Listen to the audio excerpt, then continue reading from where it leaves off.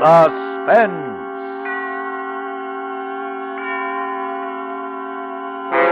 Autolite and its 96,000 dealers present transcribed Mr. Dick Powell in Slow Burn, a suspense play produced and edited by William Spear.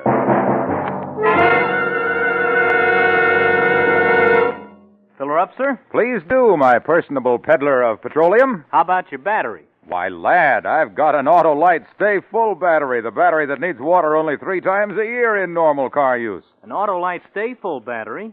Say no more, my good fellow, for when you've said Autolite Stay Full battery, you've said the ultimate.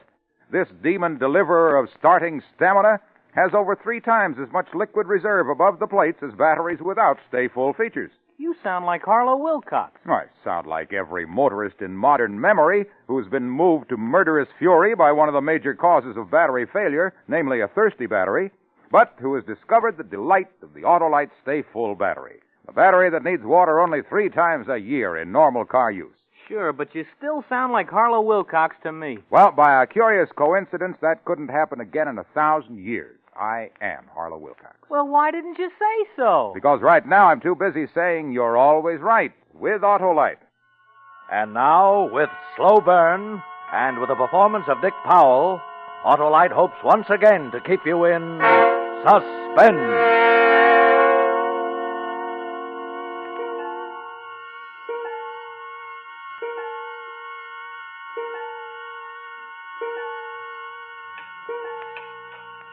I'm standing here staring at a clock on a dresser in a crummy hotel room. I've been watching the minute hand drag itself up the face of the clock, and I'm not going to pull my eyes away from that minute hand until it touches 12. Because at 12, the slow burn that started in my insides way back 3 months ago, the slow burn that built till my whole body was on fire, is going to be soothed. Yeah, in another few seconds, it's going to be 12 midnight, and I'll be able to breathe again. Then they can come get me. I won't care. There it is. I can make that call now.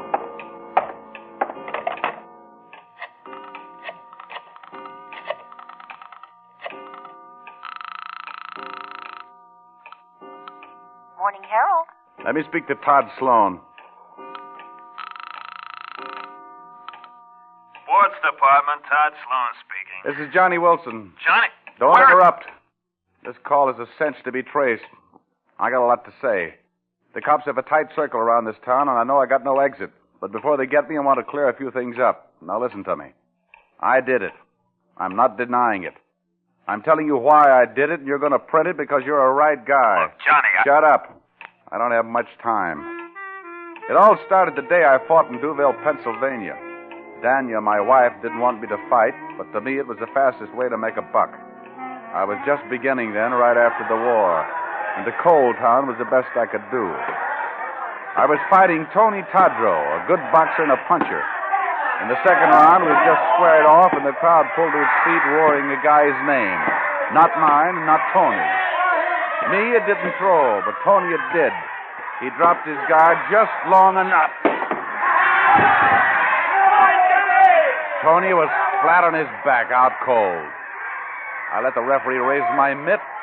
Then I walked to Lefty Wilkins, my manager. Nice work, Johnny. Thanks, Lefty. What was you shouting about? Ain't you heard?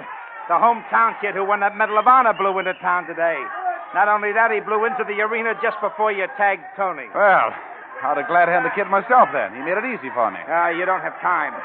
We're to meet Courtney Barr at the Club Trianon in 30 minutes. Okay. And just this once, let your tongue lay flat inside your face. I'll do the talking. Okay, I said, okay. Lion got in the second round. Johnny Wilson, victorious over Tony.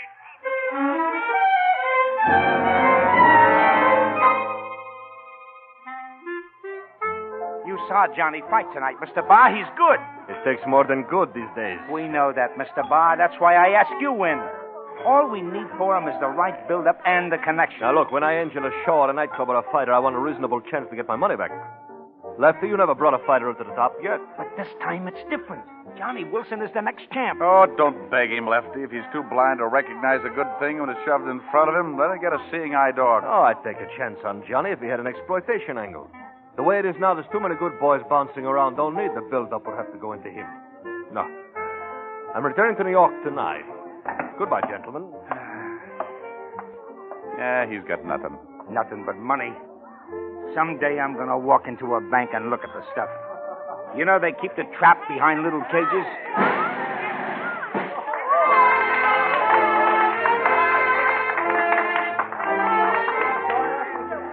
Uh-oh, there's that kid again. The metal boy. Name's Chuck Masters. They say he got 30 Japs. 30 Japs? Oh, I'd like to meet the hero. Well, it looks like maybe your Willie's coming right at us. Pardon me, but aren't you Johnny Wilson? Yeah, that's right. Oh, I got to the stadium just in time for the knockout. Sure like to congratulate you. Oh, thanks. 30 Japs, huh? You've been pretty busy. Me, I was in the medical corps, Walter Reed Hospital. Have a drink, Chuck? Oh, no, thanks. I can't stop. My family's waiting. I really have a favor to ask, Mr. Wilson. I'm chairman of the Juvenile Delinquency Committee. Oh, let me offer my congratulations. Thanks. Now, if you'll offer just one more thing, your services in an exhibition bout. You mean a benefit? Yeah. Look, Sonny, you're a nice, clean-cut American boy, and I like your style, but the only benefits I fight are for the Johnny Wilson fight. Now, wait a minute, Johnny, wait a minute. After all, we don't want to see no kids go wrong, do we? Who are you figuring on Johnny fighting? Well, nobody yet. I just got the idea. Do you box, Chuck? Me? Well, I did a little boxing in the 39th Infantry, strictly amateur. Then it's a natural. You box, Johnny. Oh, now, wait a minute. I couldn't. Sure you could. And you look like a welter, too. If you get into the ring with Johnny, it's a deal. Good idea. Good publicity. You don't understand. You can't ask a guy to fight unless you're willing yourself. Well, especially for nothing. You do, we do. You don't, we don't. Well, okay, it's a deal. Thursday night at the stadium. Yeah. All right, Lefty. What's the setup? In the ring Thursday, I want you to make him look good. I want the kid to think he's a wonder boy. I want to sign him. And then? Then I take him to Bar as my new fighter. Medal of Honor and all. Oh, Bar like that. Endorsed by Congress. Keep talking. We've got some of the exploitation angle he's talking about. And with the dough we make on Chucky Boy, we'll finance you to the title.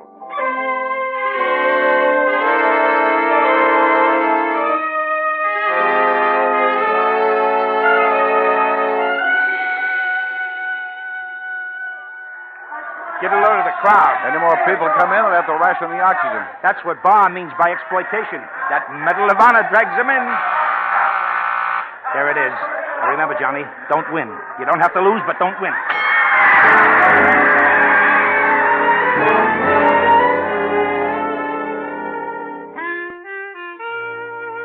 Well, it was a fair enough fight. Like Lefty wanted. I didn't lose it, and I didn't win it. The kid was a cinch to sign, and Lefty wired Bar to find out if he was interested.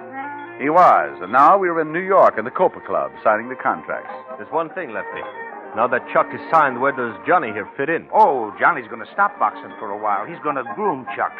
Me, I wasn't having any conversations just then. I was watching Chuck watch a long-haired, slinky dame come towards our table. She had on a gown that had no straps and didn't need any. There was sweet rhythm in her walk, and she wore a hands-off look that beat blood into a guy's head. She stopped at our table, and Chuck's mouth flopped open. I said, "Well, gentlemen, this is my wife. Hello. Danya, this is Chuck Masters. Sit down, baby." So you're the new fighter? Yeah. I hate fighters. Oh, you're frightened the boy. And I hate the parasites who live off. No, have a drink, baby. Why do you take that, Johnny? Shut up. Hey, new fighter. Why don't you duck out before they knock that gentle look out of your eyes? I don't want to fight, Mrs. Wilson, but I need money. Johnny looked like you when he first started. And after only 4,000 push-ups a day, look at me now. Childhood sweetheart. Sweetness and light. Now he's not happy unless I wear gowns like this. There's nothing wrong with that dress. Hey, baby, have you heard? I'm going to stay out of the ring for a bit. What? Going to teach Chuck here a thing or two. Who can tell? With me behind him, he may get to be our next champ. You've given it up, Johnny. What happened? He's just taking a rest, Danya. That make you sore? Not me. It just sounds like Johnny's using his head. And that sounds so strange it makes me suspicious. Ah, great little kidder, ain't she, Chuck? Hey, Mr. Barr? Come on, baby, let's dance.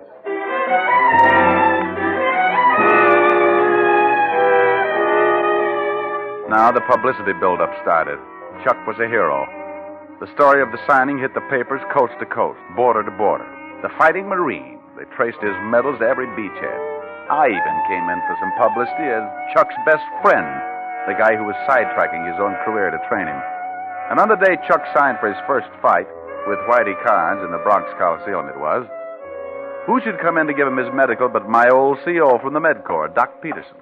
Hey, Corporal Johnny Wilson. Well, don't make me say, what are you doing here? Tell me. I'm a fighter, Captain. Well. That's a far cry from Walter Reed Hospital, huh, Johnny? How you doing? So far, the Army paid off better. Oh, Doc, this is Chuck Masters. Oh, hiya, Chuck. Say, Hi. According to all the publicity I hear, you're going to be the next welder champ. Yeah.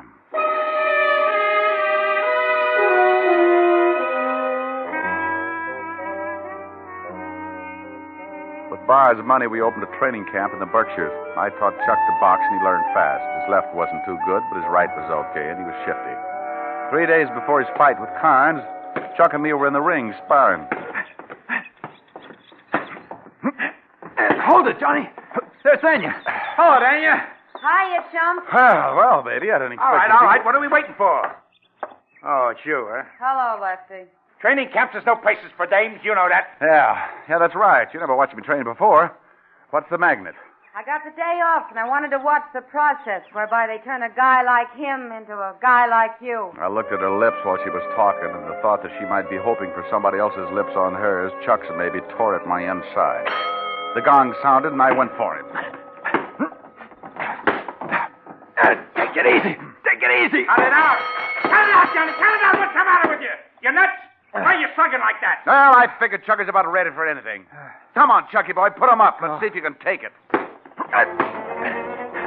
Johnny, take it easy. Oh, I really cut loose then. I've been storing it for a long time. I belted him good. He went down and stayed there.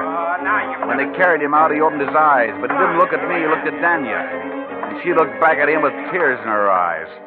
I should have killed them both then.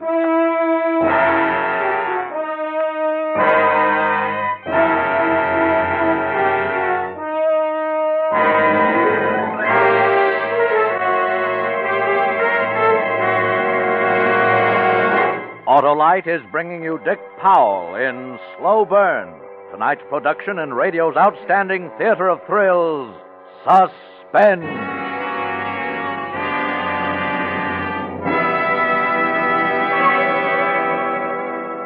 Well, your gas tank is full now, Mr. Wilcox. Let's see. 0.6 of a gallon, that'll be 14 cents. Now there's a car for economy. Like that Autolite Stay Full battery, it really gives you a long run for your money. Why, did you know that in tests conducted according to SAE life cycle standards, Autolite Stay Full batteries gave 70% longer average life than batteries without Stay Full features? Sure did. Oh. Well, did you know that Autolite Stay Full batteries have fiberglass retaining mats at every positive plate to hold the power-producing material in place? Oh, I sure did, Mr. Wilcox. Oh. Well, did you know that this powerful pusher-offer of pulsating pistons has more than 3 times as much liquid reserve above the plates as batteries without Stay Full features? Sure. That's why it needs water only 3 times a year in normal car use. That does it. Give me that gas pump. From now on, you can sell Autolite Stay Full batteries, and I'll sell gas. Oh, but Mr. Wilcox, don't you see? I couldn't give you a wrong answer. Why not? 'Cause you're always right with Autolite. And now, Autolite brings back to our Hollywood soundstage our star, Dick Powell, in Slow Burn, a tale well calculated to keep you in suspense.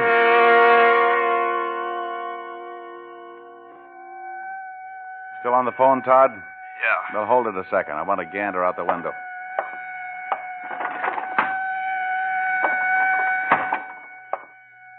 The cops in large numbers, Todd. But they won't find me for a while, and I only need a little more time to finish. Well, Chuck won his first fight, naturally. He was getting the slow, careful build-up.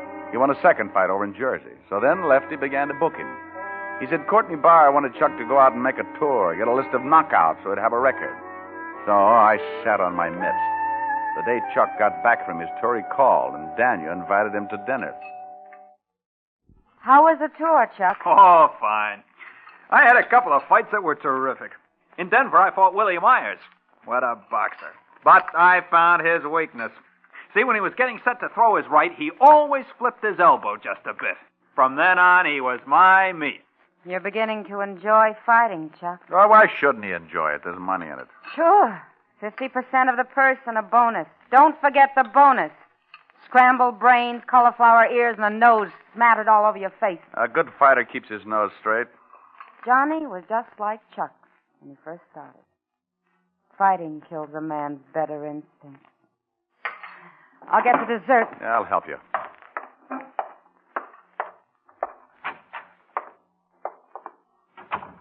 So I got no instincts. I'm just a bum, huh? Cut the pie, Johnny. Now, give me the knife. I'm not worth anything, huh? I stay with you because I'm trying to salvage what I think is still there. And that crack that I used to be like Chucky is Johnny, now. we can still save it. I want it to be the way it was. You stay away from him. What's the use? Come in and finish your dinner. You heard me. Stay away from Chuck or I'll finish him.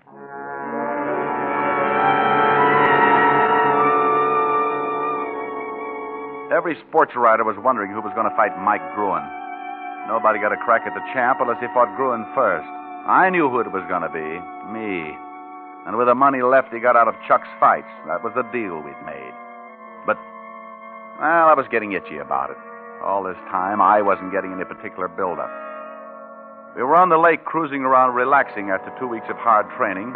Bar and Chuck were watching a kid horsing around doing handstands in a canoe. I took Lefty to the other end of the launch. Yeah? Yeah, look, Lefty. I know, Johnny, I know. Now, don't worry about the Gruen bout. Maybe it would be smarter, Lefty, if you gave up my contract on the surface. Then you could hold off Chuck while my new manager signed me for that match. I can't, Johnny. No, why not? Now, don't get mad. But I had to give Barr 50% of your contract or he wouldn't back Chuck originally. But I got it fixed. Well, you so that... dumb, stupid... What? He hit his head. I spun around and saw a canoe floating bottoms up. Chuck was ripping off his clothes, but I got out of mine fast, too. Me and Chuck hit the water together. You see him, Johnny? Huh? No. I saw the kid, but I wasn't telling Chuck. He'd come up about 20 yards away, and he went down in the same spot. This was going to be publicity for me. I dove to the kid, grabbed his hair, and pulled him up.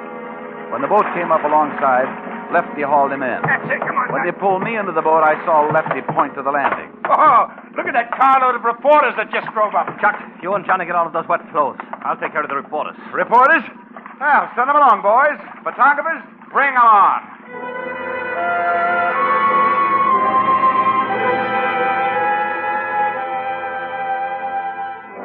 That evening, I was sparring with Chuck, sharpening his footwork, when Danya came up with the New York papers. Don't you two ever get out of that ring? Oh, and by the way, congratulations. Huh? Oh, you hear all about the hero stuff on the lake? Yeah, congratulations. But she wasn't looking at me. She was looking at Chuck. I hopped out of the ring, grabbed the newspapers out of her hand. The story was there, all right, in big block headlines. Chuck Masters saves boy from drowning. Medal of Honor winner does it again. Me? I wasn't even in the comic section. But this is all wrong, Danya.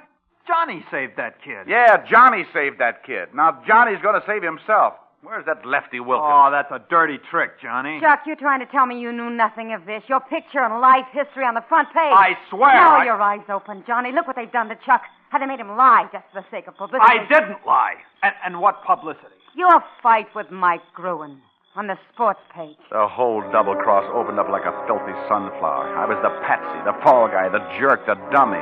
I was going to be the next champ. Yeah, the next champ under the dunce cap. I wanted to pound someone, something, anything. My eyes focused on Danya. I'm glad this has happened. Maybe, Johnny, now you'll give up. We'll have a chance to live decent, normal lives. I'm glad this has happened. I spark-plugged this whole thing so I could get that Gruen bout. I fixed it. Stupid, stupid, stupid. Shut up! You hit me. You miserable skunk. Come back here. Let her alone. Oh, I've been waiting for this, Chucky boy. Johnny, take it easy. Wait a minute. Chuck, Johnny. Take it, boy. What's going on here? Come on, take it easy. All right, now. Throw Wilson off the ground. Yeah, throw the bum out. Throw him out. Get out of here.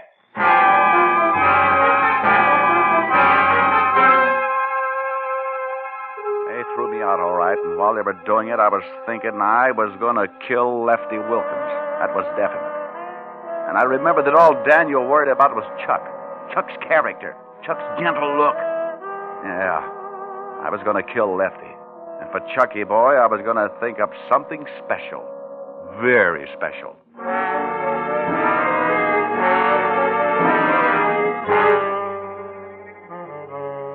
Day after day, I'd wake up with a new idea, but none good enough. Then one night I walked into a bar and saw someone. Someone who was going to give me the answer. It was my old CO, Doc Peterson. Corporal Johnny Wilson. Come on over. Bring a drink with you. Thanks, Captain. Still medicing for the boxing commission? Yeah. Still fighting? Yeah, off and on. Glad to see you, Johnny. Hey, you're the second guy I've seen from our old outfit recently. Yeah? You remember that lieutenant in the chemical corps who nearly lost his eyes? I saw him. I met his new wife. A real mess. I guess we didn't do such a good job on his eyes. Eyes? What do you mean, Captain? You remember the fool got bichloride of mercury in him. Severe corneal lacerations. Lucky thing we caught him when we did, or he'd have gone permanently blind. Oh, it's a terrible thing when a man loses his eyesight. Yep. Suppose it was a man in your profession, huh, Johnny? Huh? Yeah. Good thing a guy can tell when that stuff gets in his eyes. And a guy can always tell. Burns like mad. Yeah, I guess it would. Well, I gotta be on my way, Johnny. Captain, how long would that stuff have to be in a guy's eyes to blind him permanently? 26 hours about, if he's in top condition. The captain left, and me, I walked the streets all night, most of the next morning until the 42nd Street Library opened. I went through 5 medical books before I found what I wanted. Eye anesthesia. Ponticane. Causes loss of sensation in the eye without affecting the eyesight. I went up to the training camp. The Gruen bout was in 3 days. I had to get back in favor, and I piled it on good. I played it with hearts and flowers, everything.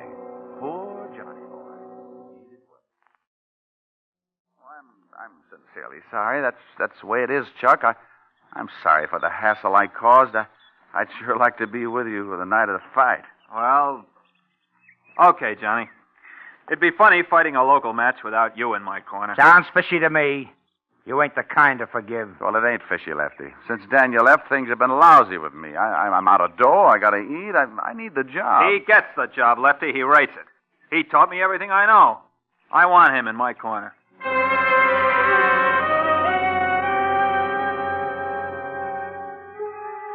When we walked down the aisle in the garden for the ring, I had 3 things in my bag.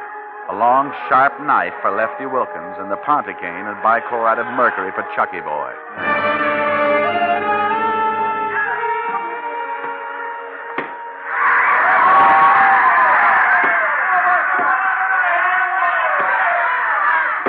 At the end of the 4th round, Chuck was way out in front and Lefty was beaming all over.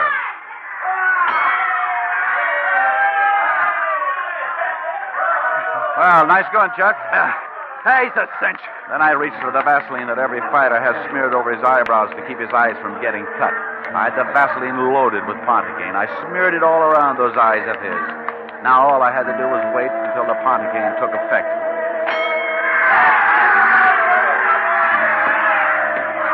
The next 3 rounds were a nightmare. Chuck seemed as good as ever, and Gruen was weakening fast. Suppose he got knocked out before I got the bichloride in Chuck's eyes. Well, everything still okay, Chuck? Hey, sure must be poop, Johnny. He hit me in the eye 3 times that round. I didn't even feel it. Yeah? That's all? Oh, come on, Johnny. Swab my face. A little cold water, boy. Next round, I'll kill him. He leaned back. I picked up a sopping sponge from the outer bucket, the one with the bichloride, and I swabbed his face and kept swabbing it while the liquid ran over his forehead and down in his eyes. This is it. He didn't even wince as the poison drained under his lids, into his eyes and over his eyeballs. He started the 8th round strong and cocky. He pushed Gruen all over that ring. And then all of a sudden it happened. He stopped and put his gloves to his eyes, trying to rub away the creeping blindness. Gruen played it cagey. He thought it was a trick. But as Chuck desperately hunted for him, Gruen caught wise and he piled into Chuck. Gruen tore his head off. He hit Chuck with everything but the ring post. Chuck kept going down and coming up for more. Oh, it was beautiful. I picked up my bag and left the corner. On the way out, I stopped for a moment where Lefty Wilkins bent forward, agonizing in his seat as he watched the championship go out the window. He didn't even move when I shoved the knife into his back. The crowd was screaming for the kill as I walked out.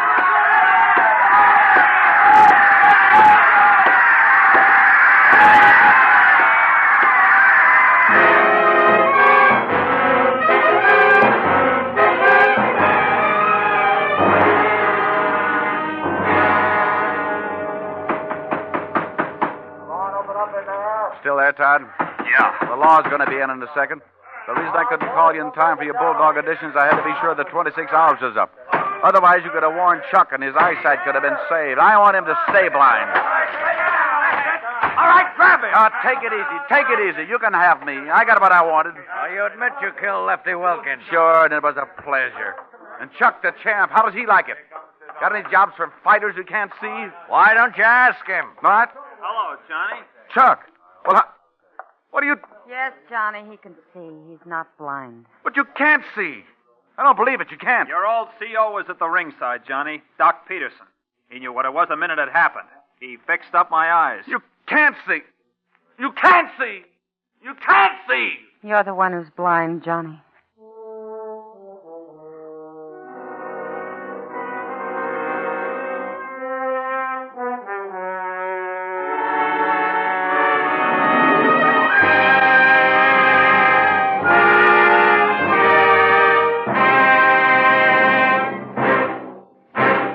Suspense, presented by Autolite.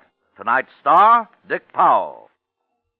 Thanks, Mr. Wilcox. Come back again. I'll do that, son. I'll be back not only for gasoline, but any time I need ignition engineered Autolite spark plugs or any one of the more than 400 other products made by Autolite for cars, trucks, planes, and boats in 28 plants coast to coast. These include complete electrical systems used as original equipment on many makes of America's finest cars and trucks.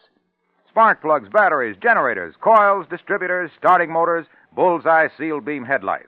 All engineered to fit together perfectly, work together perfectly, because they're a perfect team. So don't accept electrical parts supposed to be as good. Ask for and insist on Autolite original factory parts at your neighborhood service station, car dealer, garage, or repair shop. Remember, you're always right with Autolite.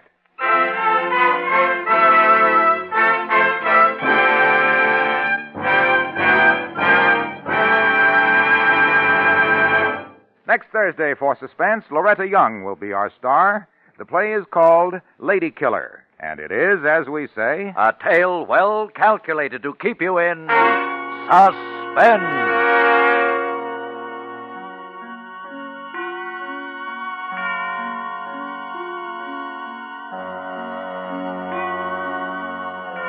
Tonight's transcribed suspense play was produced and edited by William Spear and directed by Norman MacDonald. Music for Suspense is composed by Lucien Moraweck and conducted by Lud Gluskin. Slow Burn is an original play for radio by Fred Freiberger.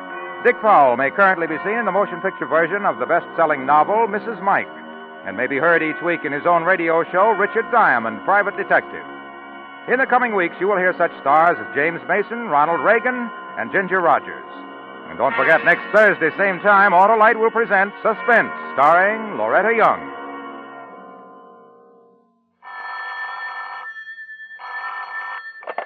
You can buy Autolite Stay-Full batteries, Autolite resistor or regular spark plugs, Autolite electrical parts at your neighborhood Autolite dealers.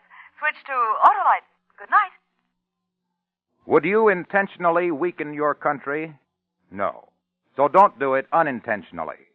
Don't listen to or spread rumors against any race or religion.